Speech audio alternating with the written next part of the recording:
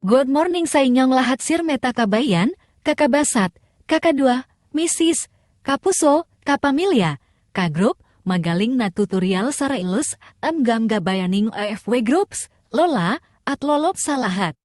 Nakakanut wo na wo. Tayo lahat mabuhay. Nagluto ako ega ulam ngayon ga idol. Umpisahan na ang pagluluto.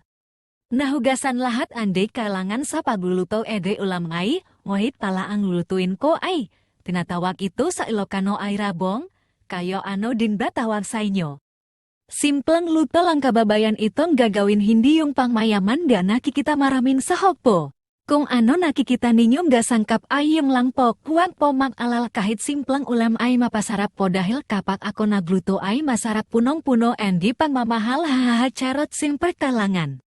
Kapag magluto ay samahan ande kanta mapapakanta ande bahay kubo kahit munti hahanda idol ito, naisip ko.